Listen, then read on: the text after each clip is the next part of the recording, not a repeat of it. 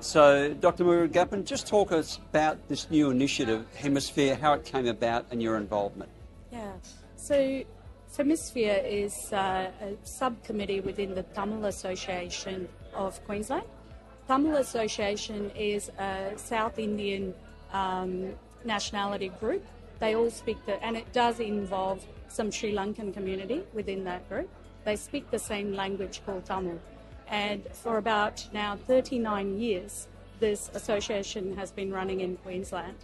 I'm actually a Tamil background myself. So I was born in India and I migrated to Australia when I was 10. So my involvement with my culture, I still hold on to it, and the language is so important for us. And that's how I became involved with the Tamil Association in Queensland.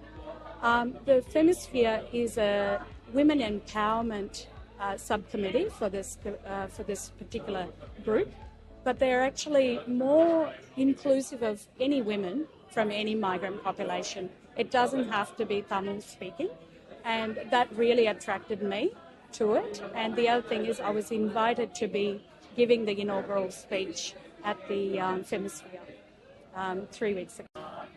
And the role of the Femisphere program in the community, what are the main objectives in that regard? Their main mission is to improve the health and welfare of migrant women, make them feel empowered and be part of the community. And they want to be the voice that bridges the gap between the mainstream community and the politicians and making things happen for the migrant women of Australia. So the focus is about their health and well-being, but is it a bit broader than that in terms of empowering and for success in every respect? Yes, it is. It is about, in this community, how do we actually make the most out of life and how do we give back? And I think it is very important that they know all the services and the resources available and how to make the best out of that. So it's a very, very, very positive initiative that's taken up by them. Is the initiative more relevant and more helpful for newer migrants, or is there a place for it with people who might have been here for a few years already?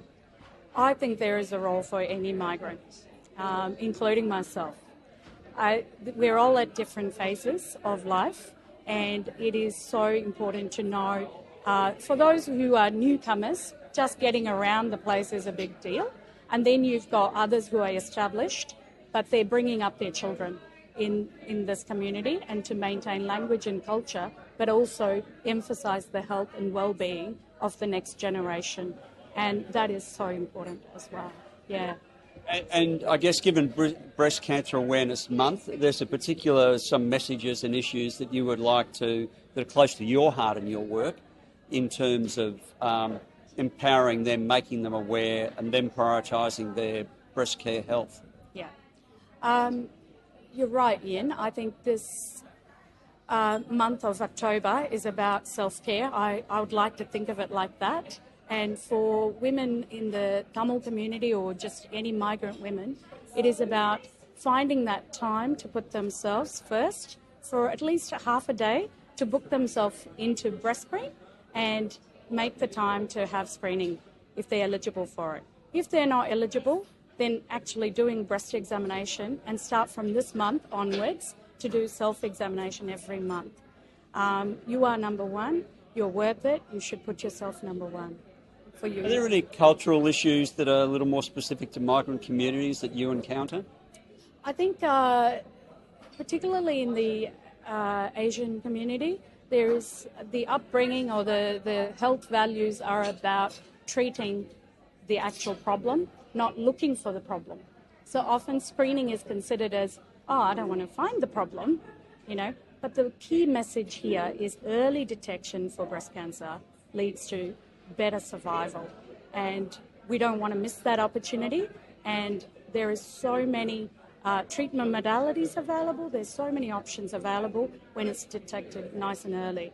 So it's nothing to be afraid of. It's like having any other checklist in your life. This is one of your health checklists. It should be top priority.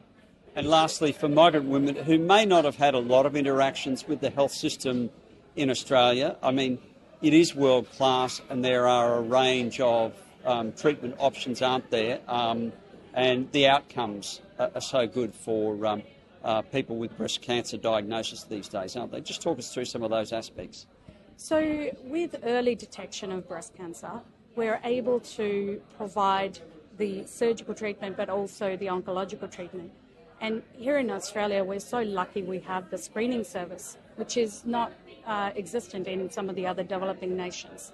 The adjuvant therapies and everything is, world class. So really, you're in the best place and a lucky country for sure. For screening-wise, it's free, and treatment is free as well, and outcomes are excellent here in Australia. So for women doubting what's going to happen, what's ahead for me, if detected early, the outcome is excellent.